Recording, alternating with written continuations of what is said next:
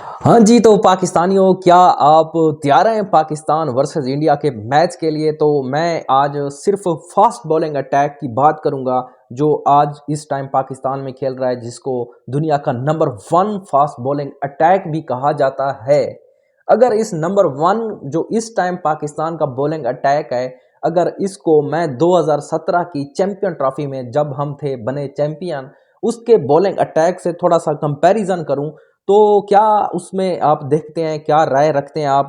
मैंने कुछ स्टैट इकट्ठे किए हैं, उस स्टैट पे रह के मैं ही बात करूंगा, क्योंकि अगर स्टैट से हट के अगर क्वालिटी की बात की जाए तो नो डाउट जितना साइकोलॉजिकली नफ्सियाती तौर पर इंडिया पाकिस्तान से डरा हुआ था, या जितना पाकिस्तानी बॉलर से वो नफ्सियाती तौर पे सहमा हुआ था, तो वो थे 2017 के बॉलर जुनैद खान डेफिनेटली। और किंग आमिर की बात करूं तो उसका तो वो तो मीडिया पे बैठ के ही पहले इकरार इस बात का कर चुके हैं, जो उनके आइकन प्लेयर हैं 2017 की चैंपियन ट्रॉफी जो खेले थे, जिनमें विराट कोहली, रोहित शर्मा की बात करूं, तो वो तस्लीम इस बात को कर चुके हैं कि दुनिया में जो सबसे टफेस्ट बॉलर है, जो सबसे मुश्किल बॉलर है, जो आपको खेलने की इजाज़त इतनी आसानी से नहीं देता, तो वह है मोहम्मद आमिर। अगर इसके साथ मैं शहीन शाह की भी बात करूं तो लास्ट टाइम जब हम 2021 में शायद T20 वर्ल्ड कप खेल रहे थे, तो उसी तरह की सेम एवरेज और उसी तरह की सेम बॉलिंग मोहम्मद आमिर की तरह शहीन शाह भी उनके सामने करवा चुके हैं। लेकिन उसके बावजूद भी थोड़ा सा स्टैट देखते हैं, क्वांटिटी रिसर्च क्या कहती है इसके बारे में, इनकी ओवरऑल जो ओडीआई की एवरेज है वो देखते हैं, उस हिसाब से फिर कंपैरिजन इनको करते हैं। तो मैंने बेसिकली 3 या 6 बॉलर्स को कंपैरिजन किया है, इनके ग्रुप बंदी की है, जिस तरह आमिर का शहीन से करवा दिया, और जुनैद का मैंने जी करवा दिया है नसीम शाह से, और हसन का करवा दिया है मैंने हारिस रऊफ से। देखें जी, बॉलिंग में ना सिर्फ दो चीज़ें बड़ा मैटर करती हैं। एक तो जो आपका पास्ट या स्टैट में एवरेज होती है, और दूसरी चीज़ पे आप भी आ जाती है इकोनॉमी। अब एवरेज और इकोनॉमी में क्या डिफरेंस है, ये थोड़ा सा आप देख लें कि जो एवरेज होती है, एवरेज का मतलब होता है कि वो बॉलर जिसकी एवरेज सबसे कम होगी वो विकेट्स निकालने में सबसे माहिर होता है, और विकेट्स उसकी ज़्यादा होती हैं, वो विकेट लेने के उसके चांस ज़्यादा होते हैं। तो ये जो मैंने टोटल सारों का स्टैट को इकट्ठा किया है, और उसमें मोहम्मद आमिर आ गए, जुनैद का हो गया और हसन का हो गया, तो ये टोटल जाके बनता है 88। और अगर मैं दूसरी तरफ चैंपियन ट्रॉफी 2025 में खेले जाने स्कॉट जो फास्ट बॉलर हैं उसकी बात करूं, तो शहीन शाह के 24.2 और नसीम के 23 एवरेज हो गई, हारिस की भी 26 है। तो ये अगर मैं टोटल करूं तो ये बनता है 73 जाके। तो इसका मतलब ये हुआ कि ये जो बॉलर हैं ये विकेट निकालने की सलाहियत रखते हैं, विकेट लेने की सलाहियत रखते हैं। डेफिनेटली अगर ये खेल जाते हैं, तो इस पॉइंट पे अगर मैं इसको डिसाइड करूं, तो ये जो प्लस पॉइंट है वो जाता है 2025 के हमारे फास्ट बॉलिंग अटैक की तरफ। विकेट्स लेने में ये स्क्वाड जो है इसको मैं प्लस पॉइंट दे चुका हूं। उसके बाद ये आ जाती है हमारा इकोनॉमी। अब इकोनॉमी का मतलब ये होता है कि वो प्लेयर जो रन्स बहुत कम खाते हैं। विकेट का तो उधर प्लस पॉइंट था, अगर मैं रन्स की बात करूं कि ये प्लेयर जो ओडीआई में इन्होंने रन्स ज़्यादा दिए हुए हैं या कम दिए हुए हैं, मतलब है कि ये बैट्समैन को परेशान ज़्यादा करते हैं। विकेट नहीं लेते लेकिन ये स्कोर भी नहीं देते, तो इसका मतलब है कि विकेट तो नहीं लेंगे। उस हिसाब से अगर मैं इनका कंपैरिजन करूं तो जी मोहम्मद आमिर 4.27 पे हैं जी, और इससे जितना ये नीचे सारे जो 5 हैं, ये सारों से ज़्यादा या सारों से बेहतरीन जो इकनॉमी रेट है वो जी मोहम्मद आमिर का है। और इसके बारे में हमारे एक टाइगर फ़खर जमान भी कह चुके हैं कि मोहम्मद आमिर एक ऐसे बॉलर है कि जिनको खेलने में इतनी दुश्वारी होती है, वो आपको जगह नहीं देता खेलने की, वो आपको खुल के हिट करने की इजाज़त नहीं देता। तो विकेट्स तो बाद में बात है, लेकिन ये है कि इनकी जो इकनॉमी है वो सबसे लोएस्ट है, और मोहम्मद आमिर का एक 2017 में ये एज रहा है। ये ओवरऑल मैं इंटरनेशनल कैरियर की बात कर रहा हूँ। उसके बाद शीनू की आ जाती है, वो है 5.59। एक नो बेस्ट तो नहीं कह सकते, लेकिन ये है कि गुड आप कह सकते हैं। उसके बाद नीचे जितने हैं ये सारों की थोड़ी सी नीचे ऊपर हैं।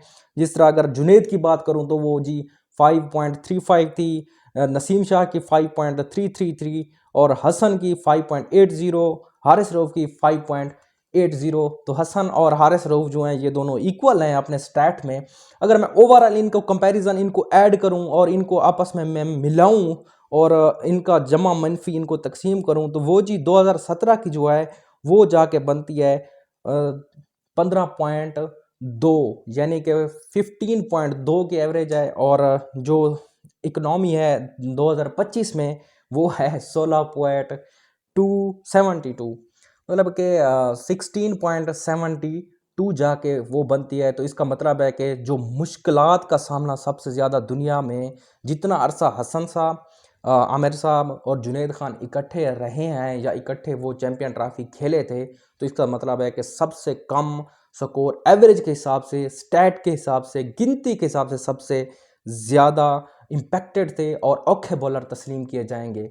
और इन पे मैं एक प्लस पॉइंट जो है वो दूंगा उन बॉलर्स को। अब सोचने की बात यह है कि इंडिया के खिलाफ हमें विकेट्स चाहिए या हमें स्कोर को रोकना चाहिए। तो ये जो पॉइंट मैंने फास्ट बॉलिंग की जो बात की है वो सबसे पहले मैं क्योंकि समझता हूँ जो इंडिया की बैटिंग लाइनअप है, अगर मैं पाकिस्तान को दुनिया का बेस्ट फास्ट बॉलिंग अटैक कहूँ तो ये बात बिल्कुल आपको तस्लीम करनी पड़ेगी कि इस टाइम इंडिया का जो स्क्वाड में खेला गया जो है 2025 में, ये दुनिया का सबसे बड़ा बैटिंग लाइनअप है और सबसे बड़ी एक मजबूत दीवार है जिसको आपको कूदने के लिए बहुत कुछ कुर्बानियाँ देनी पड़ेंगी। और ये आप में अब कितना एक्सपीरियंस है। अगर इंडिया की मैं बात करूं, अगर 2017 में जब इंडिया और पाकिस्तान का एक मैच चैंपियन ट्रॉफी में हुआ था, मोहम्मद आमिर ने जब 3-8 पे मोहम्मद आमिर ने जब 3 विकेट्स ली थी और फ़खर जमान ने भी एक सेंचुरी की थी, तो अगर देखा जाए फ़खर जमान ने तो एक बड़ा मेरे ख्याल में स्कोर किया उस टाइम। लेकिन ये बात भी आपको माइंड में रखनी चाहिए कि अगर मोहम्मद आमिर उस टाइम विकेट्स ना निकालते तो स्कोर चेज़ कर लेना था इंडिया ने। और अब भी वही गेम है, क्योंकि अगर लाइनअप बेस्ट है उनके खिलाफ अगर विकेट्स पे जाते हैं तो उनके पास मेरे ख्याल में 6-7-8 तक तो खेलने वाले हैं ही है ना, जो मैच का किसी भी टाइम पासा पलट सकते हैं।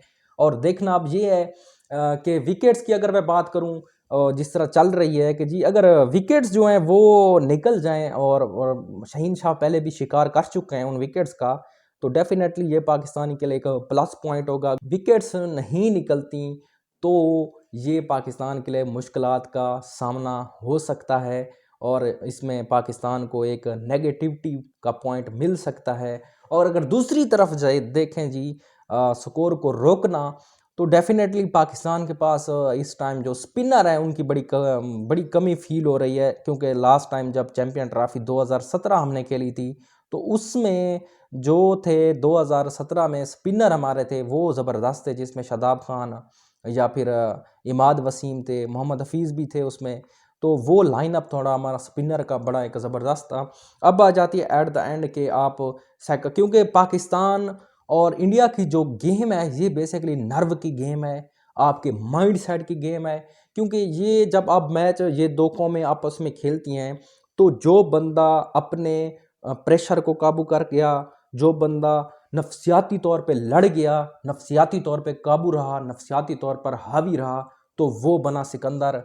अब देखना यह है कि नफसियाती तौर पर कौन काबू पास बताए। नफसियाती तौर पे अगर देखें तो टीम पाकिस्तान जो है वो मुझे लगता है कि इस टाइम अंडर प्रेशर है और इतना हैवी प्रेशर है उनको, एक पब्लिक का है, दूसरा मीडिया का है, तीसरा उनको एक घर में शिकस्त हुआ है न्यूजीलैंड